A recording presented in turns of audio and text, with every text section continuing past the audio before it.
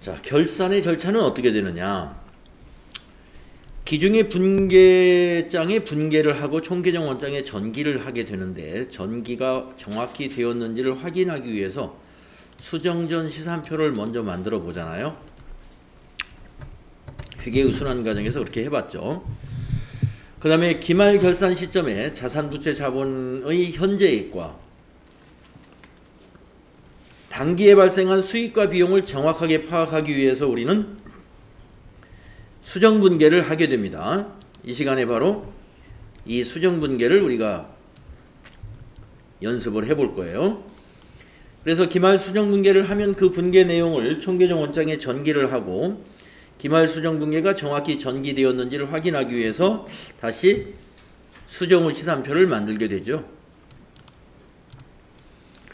그래서 당기의 수익과 비용, 자산부채 자본이 총계정 원장, 자본에 대한 총계정 원장을 마감하는데, 그 순서는 수익과 비용을 먼저 마감하고 그 다음에 자산부채 자본을 마감하는 식으로 손익계정 먼저 마감한 다음에 당기순이익을 자본으로 미처분 이익형으로 대체시키면서 자산부채 자본 재무상태표 계정까지 마감을 하게 됩니다.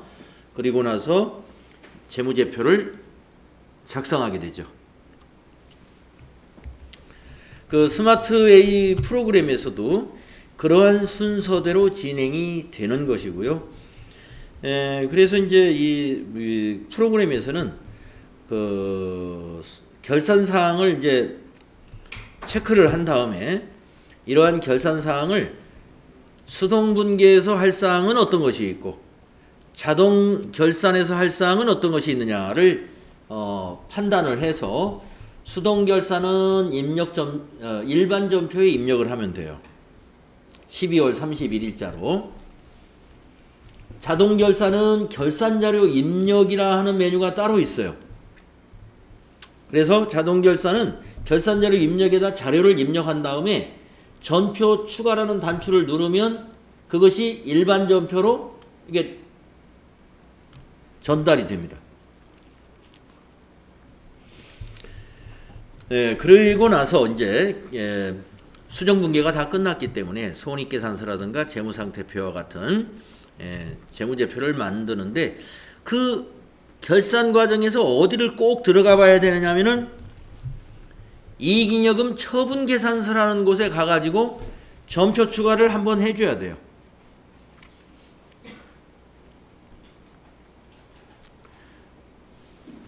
이익잉여금 처분계산서에 가서 전표 추가를 안 하게 되면은요, 손익계정이 마감이 안 되어가지고 당기순이익이 자본으로 대체되는 분계가 누락되게 되고요.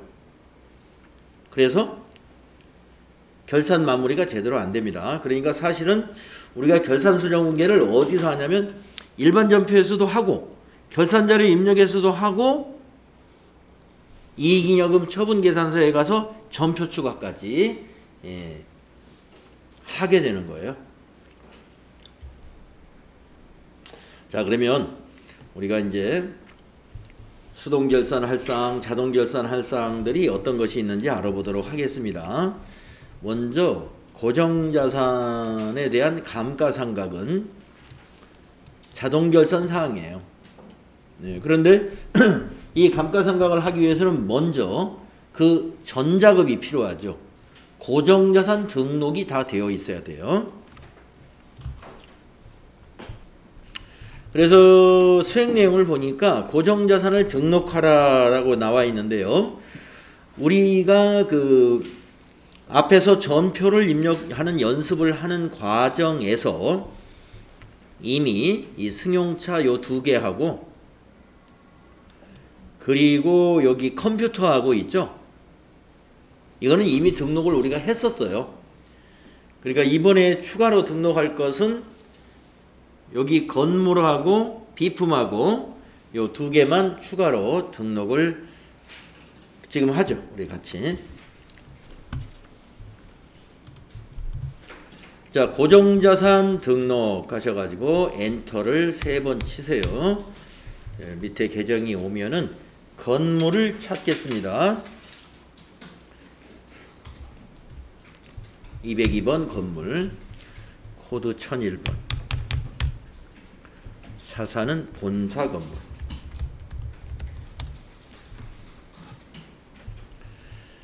취득일은 2019년 0701.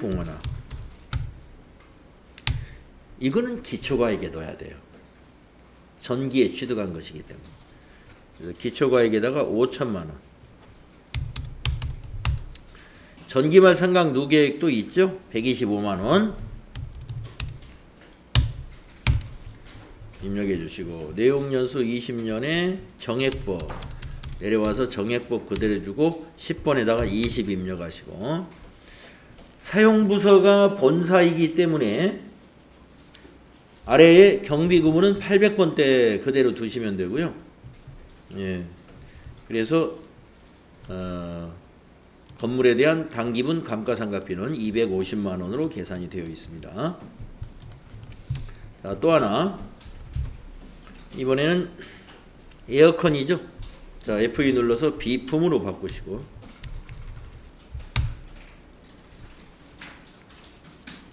에어컨 코드는 3001번.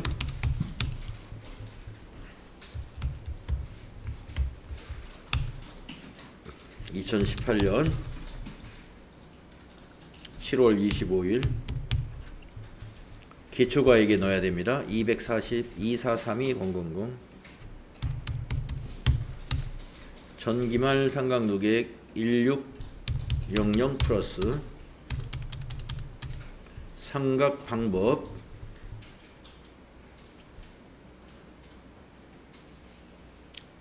정률법이죠. 내용 연수 5년이죠. 경비구분은 800번대 본사니까. 네, 단기 감가상각은 37만 5,232원입니다. 네, 그래서 우리가 고정자산 하나, 둘, 셋, 넷, 5건 다 입력이 된 것 같아요.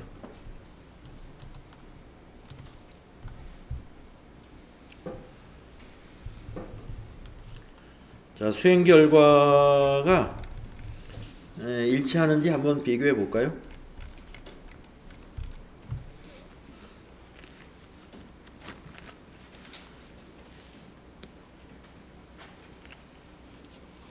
일치하죠?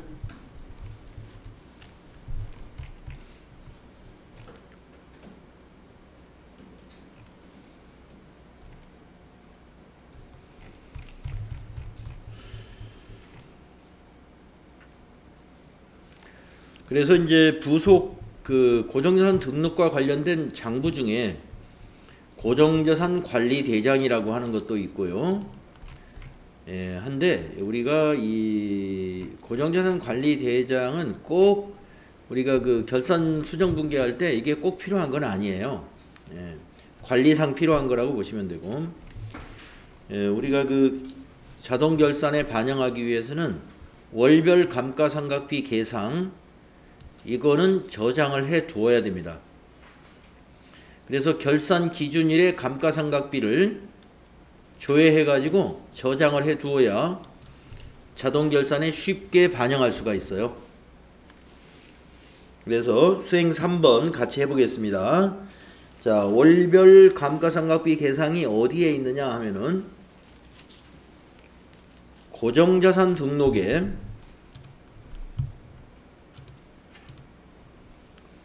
맨 끝에 있네요. 여기 월별 감가상각비 계상 클릭하시고요. 결산월인가요? 네, 몇 월 며칠까지? 12월 31일까지. 네, 12월 31일까지. 경비구분 전체 이렇게 하시게 되면은 건물의 그 기초가액, 단기증감, 기말잔액, 전기말 상각누계액, 단기상 감가상각 범위액, 12월 누적 감가상각 범위액 이렇게 끝에 항목까지 미상각 잔액까지 다 보입니다. 차량 운반부도 별도로 보이고요. 비품도 별도로 보입니다. 그리고 800번대 경비 합계 당기 감가상각은 6,688965라는 것이죠. 그래서 이 금액을 우리가 저장을 해두는데 이 저장 단추가 없는 것은 닫으면서 저장하시면 돼요. 저장하시겠습니까? 물어보죠. 월별 감가상각비 계상 예 하십니다. 네, 이것은 이렇게 조회해서 저장을 해 놓을 필요가 있어요. 잠시 후에 여러분이 그 숫자가 결산 자료에 자동으로 우리가 반영하는 방법을, 그 숫자를 자동으로 입력하는 방법을 우리가 실습을 해보게 될 겁니다. 자, 감가상각비는 자동결산사항이며 이렇게 고정자산 등록을 하고 그리고 월별 감가상각비 계상을 해서 저장시키고 나중에 결산자료 입력에 가가지고 반영할 거다. 그래서 감가상각은 결산 때 우리가 회계 처리를 반드시 해야 되는 내용이다.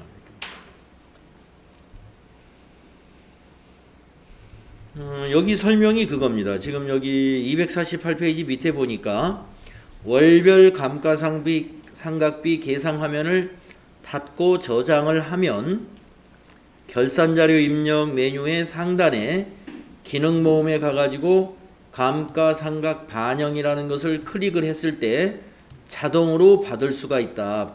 여기다 해당되는 곳에 입력하는 것을 자동으로 입력하게 할 수 있다. 이런 뜻입니다. 그런 이유 때문에 우리가 이걸 저장을 해 둔 거예요.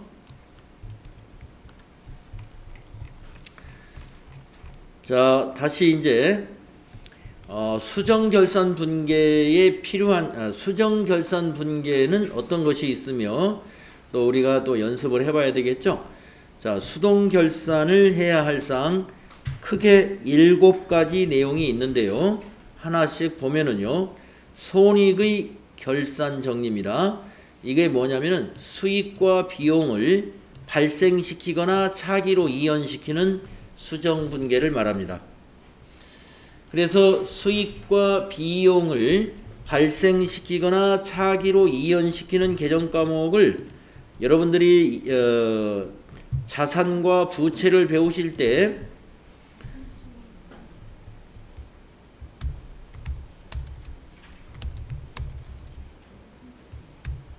예를 들어서 수익의 이연이다 라고 하면은 수익의 이연에 관련된 계정 과목이 뭐가 있냐면은 선수수익이라는 계정 과목이 있었어요.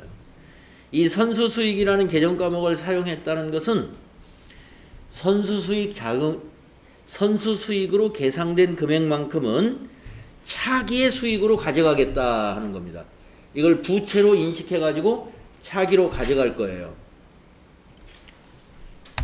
그 다음에 비용의 이연에 대한 계정, 그러니까 선수수익은 이제 부채였어요. 우리가 부채에서 이거를 배웠었고요. 그 다음에 비용을 이연시키는 계정 과목으로는 선급비용이라는 게 있었어요. 이걸 여러분이 자산, 당좌자산에서 우리가 선급금과 선급비용이라는 이론 공부하면서 다루었었습니다. 그래서 이 이연되는 계정 과목은 선자 돌림의 계정 과목이에요. 그리고 이제 발생을 보겠는데요. 수익의 발생이다 라고 하면은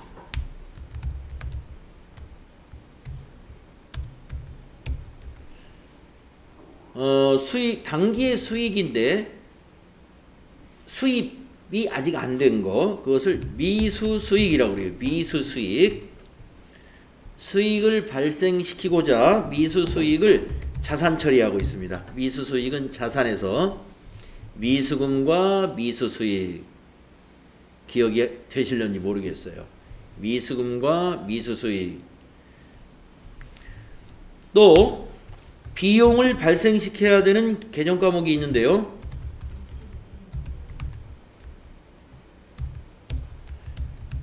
미지급 비용이었습니다. 그렇죠. 부채에서 언급이 되었던 거예요. 미지급금과 미지급 비용. 그래서 발생과 관련된 개정 과목이다. 그러면 미자 돌림. 그래서 우리가 이 수익 비용의 이연과 발생에 관련된 분계는 수동결산 분계입니다. 수동결산. 일반 전표에 수동으로 해야 돼요. 그 다음에 두 번째, 소모품과 소모품비의 정리. 이것도 수동결산 사항입니다. 그래서 소모품 재고액을 차기로 이연시키죠. 미사용 소모품을. 연습을 좀 해봐야 될 거고요. 그 다음에 단기 매매증권을 평가하는, 단기 매매증권을 보유하고 있는 그 기업이다 그러면 기말에 공정가치로 평가해 줘야 돼요. 이것도 수동결산 정리사항입니다. 그 다음에 현금 과부족의 잔액이 있는데 결산일까지 그게 원인이 밝혀지지 않으면 잡이익이나 잡손실로 정리해야 돼요. 이것 또한 수동결산 내용이라는 거죠. 또 선납세금이라고 하는 것은 법인이 원천징수를 당한 세금이 선납세금입니다. 또 법인이 법인세 중간 납부를 하게 되면 그거 선납세금으로 회계 처리를 해 둡니다. 그러면 선납세금은 자산인데 결산 때는 이거를 법인세로 대체시켜야 돼요. 법인세 비용으로. 그래서 이것도 수동결산 내용입니다. 다음에 비유동 부채인 장기차입금 중에서 만기가 1년 이내에 도래되는 장기차입금은 유동성 대체를 해야 되는데 이것이 바로 우리가 유동부채에서 배웠던 유동성 장기부채라고 하는 거죠. 유동성 대체분계. 그 다음에 7번째, 대손충당금이 대손 예상액보다 더 많이 설정되어 있을 때는 환입을 시켜야 되죠. 대손충당금의 환입. 이거는 수동결산 사항입니다. 그래서 수동결산에 해당되는 사항, 큰 항목으로 7가지가 있는데요. 네. 그 예제가 여기 쭉 이제 설명이 나와 있어요. 자, 사례만 보면서 갈게요. 사례만 보면서. 자, 첫 번째 사례는 수익의 예상, 발생을 의미합니다. 수익의 발생. 수익의 예상이라는 말은 수익의 발생과 같은 뜻이에요. 자, 사례를 보시면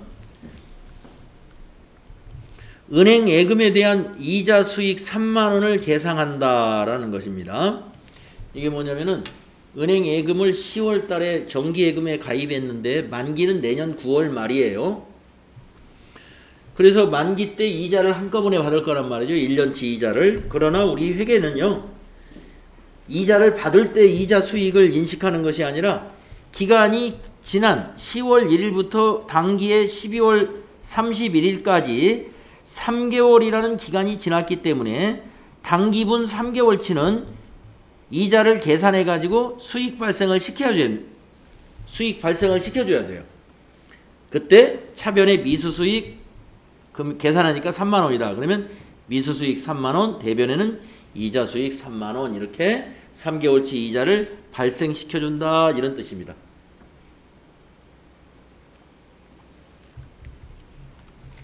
자, 또 사례, 다음 페이지 가보시면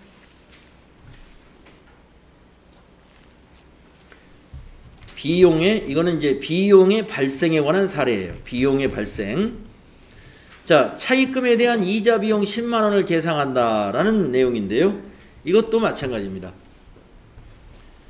자, 1년간 차입을 했고요. 이자는 원금하고 함께 상환하기로 했다고 합시다. 10월 1일 날.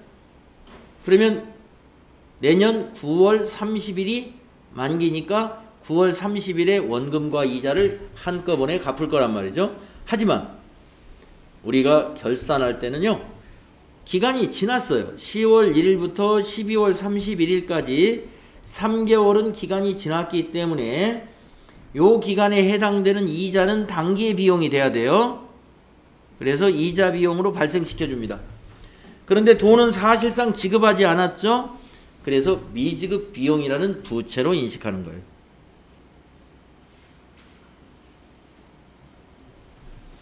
비용의 발생에 대한 사례였고요. 다음은 수익의 이연에 대한 사례를 보겠습니다. 수익의 이연. 자, 사례를 보니까 1년분 임대료 12만 원을 현금으로 미리 받았다. 그러면 입금 시에는 차변에 현금 12만 원, 대변에 임대료 12만 원. 이걸 언제 받았느냐? 7월 1일 날 받았대요. 날짜는 7월 1일이라고 해야 되겠어요. 1년분을 12만 원을 받았습니다. 그때 회계 처리를 이렇게 했어요. 차변에 현금 12만 원, 대변에 임대료 수익 발생 12만 원. 그런데 이것을 결산할 때는 이렇게 고쳐야 됩니다. 자, 7월부터니까 이게 언제까지예요? 내년 6월 30일까지죠. 그러면 내년 6개월치, 내년도 6개월분은 아직 수익으로 잡으면 안 돼요. 내년도 수익이에요. 기간상으로. 그래서 수익에서 차감시킵니다. 차변에 임대료 6만 원, 수익 취소죠. 수익 취소. 빼주고 그것을 내년으로 가져가려고 선수 수익, 부채로 가지고 갑니다. 부채 증가.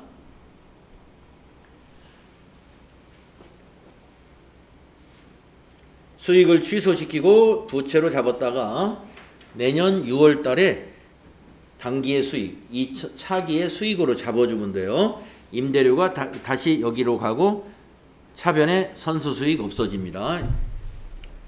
이날에는 6월 30일 날.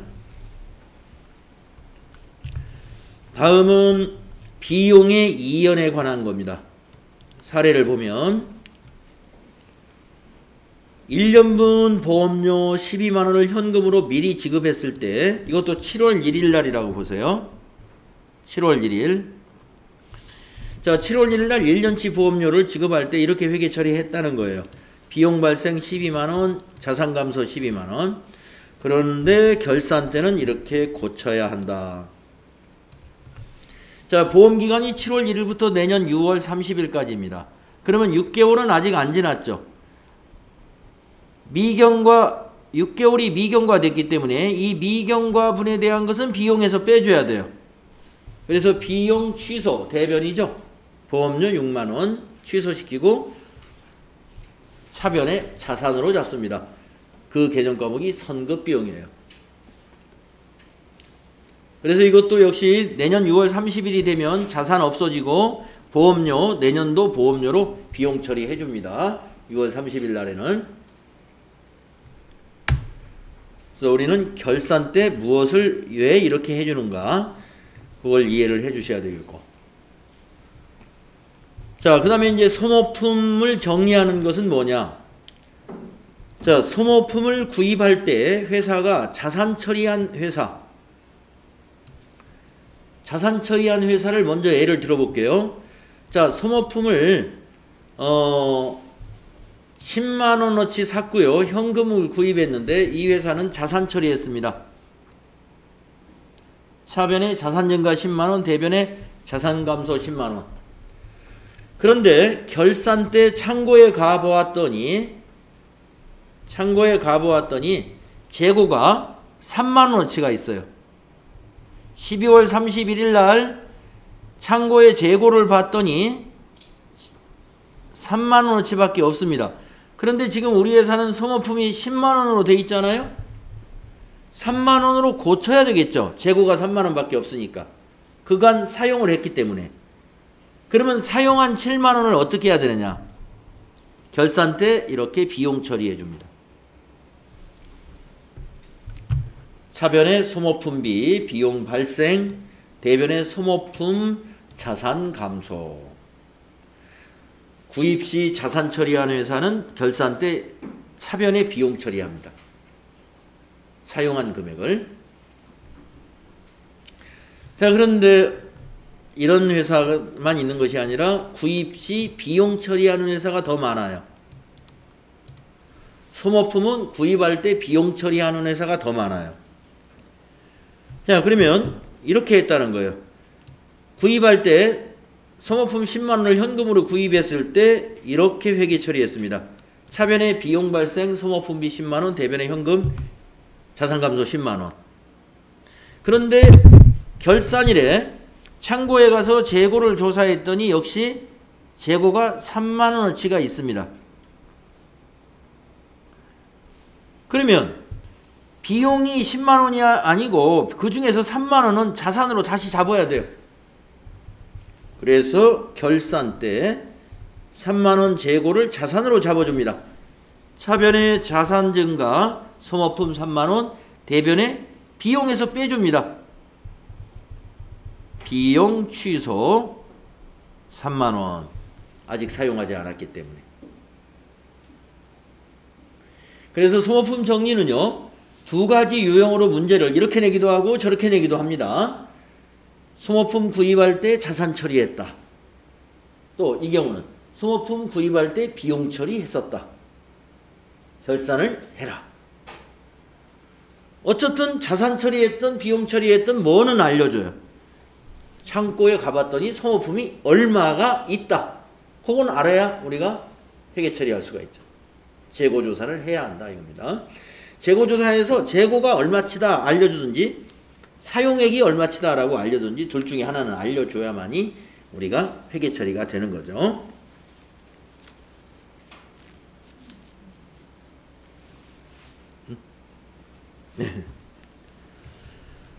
그리고 단기 매매증권을 공정가치로 평가하지 않습니까? 네, 우리 단기 매매증권 당좌자산 배울 때 여러분 이론에서 잘 공부했죠. 그래서 사례를 보면은 단기 매매증권 장부 금액은 10,000원이고 기말 공정가치가 12,000원이다. 2,000원 올랐다는 거예요. 그러면 차변의 자산 증가, 단기 매매증권 자산 증가, 대변의 단기 매매증권 평가 이익 수익 발생. 자, 두 번째는 가격이 단기 매매증권의 장부 금액은 10,000원인데 기말 공정가치가 8,000원 하락했어요. 그러면 대변의 자산 감소. 단기 매매증권 2,000원 자산 감소, 차변에는 비용 발생. 단기 매매증권 평가 손실 2,000원. 이거 아시죠? 그 다음에 이제 현금 과부족의 정리. 우리가 기중에 현금이 장부하고 불일치하면, 실제 금액하고 불일치했을 때 현금이 과잉하면 차변의 현금, 대변의 현금 과부족 이렇게 잡죠. 그런데 결산 때까지 원인이 안 밝혀졌으면 현금 과부족은 차변에 와서 없어지고 대변에는 수익 발생시켜요. 그냥 자비. 이런 수정 분계를 할 줄 알아야, 결산 분계를 할 줄 알아야 된다. 또 다음 사례는 그 반대의 경우. 현금이 부족했을 때 원인을 모를 때는 이렇게 임시 계정으로 처리합니다. 대변의 현금 자산 감소, 차변의 현금 과부족 임시 계정. 근데 결산 때까지 이 부족액의 원인이 안 밝혀졌어요. 그러면 현금 과부족 대변에다 없애주고 차변에는 비용 발생, 잡손실.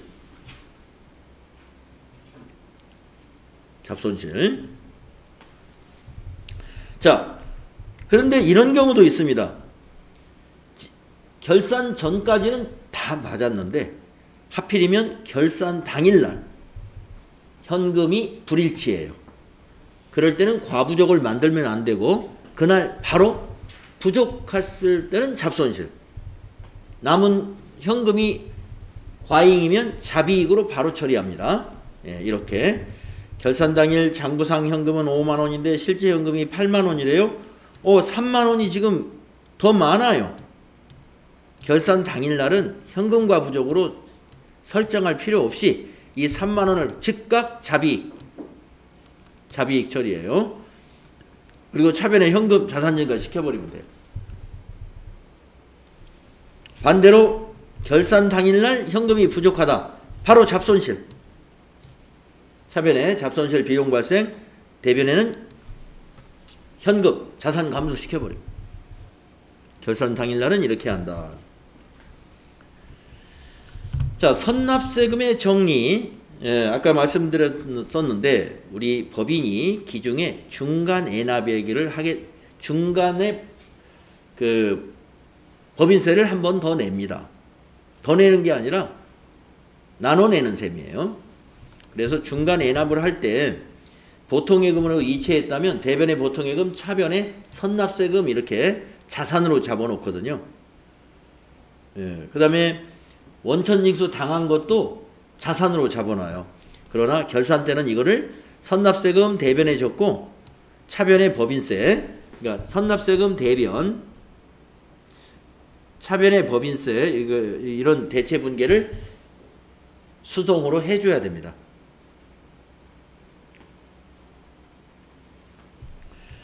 그 다음에 비유동 부채의 유동성 대체, 장기차입금이 해당이 되는데요. 장기차입금 중에서 50만 원이 내년에 상환해야 될 시기가 된대요. 그러면 내년이라는 건 1년 이내를 내년이라고 그러죠. 그래서 장기차입금 부채 감소시키고 대변에는 유동성 장기부채 이렇게 대체시켜줘요. 유동성 장기부채는 유동부채고 유동부채로 분류하는 거예요. 그래서 유동부채를 증가시켜주고 장기차입금은 비유동부채죠. 그래서 비유동부채는 감소시킨다. 비유동부채는 감소시킨다. 이것이 유동성 대체분계입니다. 그 다음에 대손충당금의 환입은 대손 예상액보다 대손충당금 잔액이 더 많으면 그 많은 만큼을 차변의 대손충당금, 대변에는 대손충당금 환입해가지고 이 대손충당금 환입액은 판매비와 관리비에서 차감시켜준다. 여러분들 이론 배울 때 요 강의 있었죠? 그래서 사례를 보면요. 결산일의 외상매출금 잔액은 20만 원이고 대손 설정률이 1%면은 2만 원이죠. 2천 원이죠. 대손 예상액이 2천 원. 그런데 결산 전 대손 충당금 잔액이 3천 원이래요. 1천 원이 더 많이 설정되어 있어요. 그래서 차변의 대손 충당금 1천 원 감소시킵니다. 대변의 대손 충당금 환입 1천 원. 이것을 뭐로 해요? 12월 31일자 일반 전표에다가 수동 분계를 해줘야 된다. 이런 얘기입니다. 여기까지. 네, 또 수동결산 정리사항 해가지고 표가 쭉 있는데 지금까지 했던 그거예요. 네, 그걸 또 다시 한번 요약해서 정리한 겁니다. 네, 그리고 부가가치세 정리분계도 12월 31일 날 해야 되죠. 2기 확정거. 네, 거기에다가 이것도 우리가 아까 2교시 끝날 무렵에 이거 정리했으니까 이것 또한 결산 12월 31일에 또 한번 해야 됩니다. 2기 확정거. 그래서 여기까지가 수동결산에서 출제될 수 있는 문제예요. 수동결산에서 몇 문제 나오냐면 한 문제. 예, 지금 쭉 몇십 분 동안 지금 이게 쭉 정리했는데 그 중에서 어느 게 나올지 모르지만 한 개는 나옵니다. 그리고 자동결산에서도 한 개는 나올 거예요. 근데 지금 요새 어떤 때는 수동결산만 2개 나오기도 하고 자동결산만 2개 나오기도 하더라고요. 어쨌든 결산에서 2개가 나옵니다. 하나가 4점짜리 2개. 그래서 결산이 8점이에요. 점수로는. 그러면 자동결산 분계는 어떤 것이냐? 아까 수동결산이라는 건 일반전표에 12월 31일자에 차변, 대변 이렇게 입력하는 것이고요. 자동결산 분계라는 것은 이 결산 및 재무제표에 결산자료 입력이라고 하는 메뉴를 이용해 가지고 거기다 입력하고 나서 요 점표 추가를 누르면 분계가 자동으로 일어나요. 그것이 자동결산입니다. 어떤 내용들을 하느냐? 상품 매출원가를 계상하는 차변의 상품 매출원가, 대변의 상품. 이 분계는 수동으로 안 하고 여기 결산자료 입력에다가 기말상품 재고액을 입력하는欄을 찾아가지고 기말상품 재고액을 입력하면 돼요. 입력하면 분계가 나중에 전표 추가 요거 누르게 되면 매출원가가 뭐예요? 비용이죠. 차변의 상품 매출원가 얼마, 대변에는 상품 얼마, 이 분계가 만들어집니다. 그 다음에 두 번째, 매출 채권에 대한 대손예상액의 계상. 네, 이것도 대손상각비를 우리가 계산을 해가지고 자동으로 계산은 안 돼요. 수동으로 계산을 해서 여기다가 입력만 해줄 겁니다. 차변, 대변 분계만 자동으로 돼요. 그 다음에 세 번째, 감가상각비는 조금 전에 우리가 감가상각비 계산을 다 해놨어요. 해놨기 때문에 이 부분은 입력을 자동으로 하는 메뉴가 있으니까 자동으로 입력한 다음에 전표추가 누르면 돼요. 그 다음에 퇴직급여의 계상, 퇴직급여 전입액이라는 란이 있는데요. 이 퇴직급여 계상이라는 게 뭐냐면 퇴직급여 충당부채 설정하는 거예요. 퇴직급여 충당부채, 이것을 퇴직급여 전입액란에다 입력한 다음에 여기에 있어요. 이것도 전표추가 누르면 자동분계, 차변의 퇴직급여, 대변의 퇴직급여 충당부채 분계가 만들어집니다. 그 다음에 기타 채권에 대한 대손예상액을, 아까 매출채권에 대한 대손예상액 2번에 있었죠. 기타 채권에 대한 대손예상액은 대손상각비가 아니라 기타의 대손상각비죠. 이것도 대손예상액을 입력해가지고 여기다가 결산자료 입력에 입력하는 란이 있어요. 입력한 다음에 전표추가 눌러주면 자동분계가 됩니다. 그 다음에 법인세를 입력하는 란이 있어요.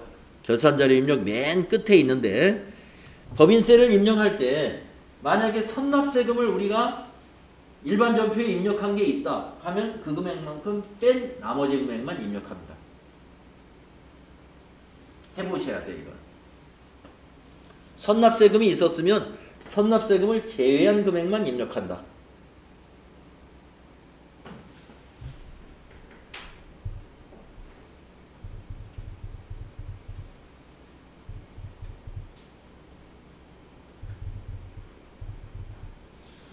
우리가 법인세 대체하는 것을 아까 일반 전표에서 법인세 중간해납하고 원천인수 당한 거 법인세 대체분계 한다고 그랬잖아요. 일반 전표에서. 그러니까 그것만큼은 빼야죠. 그 뺀 나머지만 법인세로 입력해서 대체를 시키는 거다. 자, 자동결산 큰 항목으로 6가지가 있어요. 네, 그래서 이 상품 매출원가는 아까 말씀드린 대로 기말 상품 재고액 이걸 입력해 주면은 이러한 수식에 의해서 기말 상품 재고액을 계산해 가지고 이런 분계를 자동으로 만들어 줄 텐데요. 여러분 요 분계는 꼭 알아두십시오. 시험 문제를 제가 냈습니다. 상품 매출원가 대체 분계를 기록하시오. 결산 문제로 그거 문제 출제했어요. 예. 지금 문제 아예 알려주는 거예요. 그러면 여러분이 상품 매출원가 대체 분계를 하려면 뭐를 알아야 돼요? 매출원가를 알아야죠. 그럼 매출원가를 딱 알려주느냐? 그렇게는 안 알려줘요. 뭐를 알려주느냐? 기초상품 재고액은 얼마입니다. 단기상품 매입액은 얼마입니다. 기말상품 재고액은 얼마입니다. 이 세 개를 알려줄 거예요. 그러면 여러분이 계산하면 돼요. 계산해가지고 이 분계는 종이에 쓸 수 있어야 돼요. 차변이 상품 매출원가. 상품 매출원가 계산은 요 세 개의 데이터를 주면 여러분이 이 두 개는 더하고 요거 하나를 빼가지고 상품 매출원가를 일단 계산기로 정확히 계산해서 차변의 상품 매출원가 비용 발생, 대변의 상품 자산 감소, 예, 이 분계를 쓸 수 있어야 되고요. 예, 이것을 우리가 상품 매출원가 대체 분계라고 그래요. 상품 매출원가 대체 분계.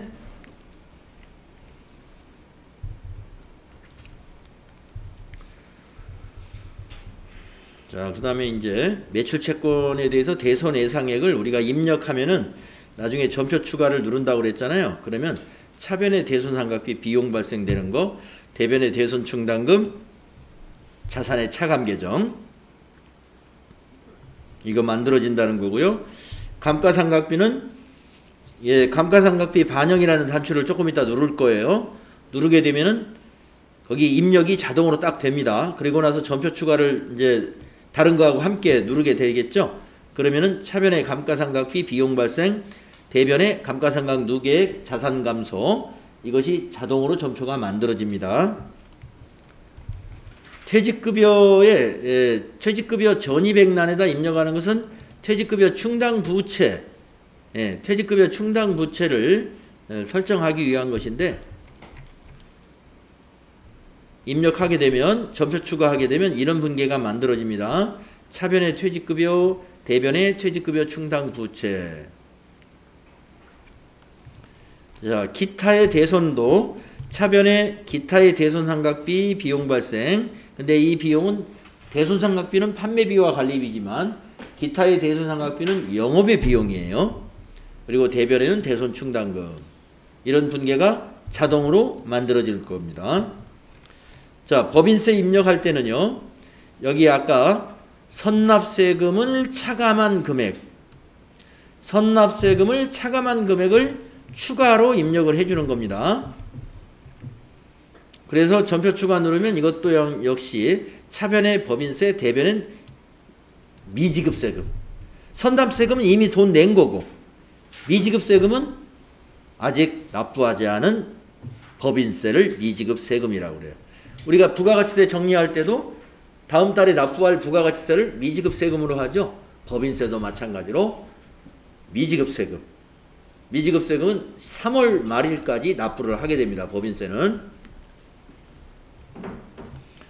그래서 주의해 보시면 선납세금이 있는 경우는 선납세금을 법인세 등으로 대체하는 분계를 일반 전표에 미리 이렇게 하지 않습니까? 차변의 법인세, 대변의 선납세금, 이게 일반 전표에 입력을 한 후에 결산자료 입력에 법인세 계상란에 추가 금액만 입력을 하라 이거예요. 추가 금액만. 이거 선납세금을 뺀 나머지 금액만 입력을 하고 전표 추가를 해야 그게 올바른 계산이 된다. 아, 네. 하여튼 좀 지루했는지 몰라요. 예, 그렇지만 이걸 그냥 쑥 넘어가기는 좀 그렇습니다. 예, 그래서 결산 정리 분계라는 건 이런 것들이고요. 시험에 비교하면 시험에서는 8점. 네. 두 문제 나와가지고 8점이 나올 건데, 예, 우리가 10분간 쉬었다가 다음 시간에 요 수행 내용 실제로 한번 해보도록 합시다.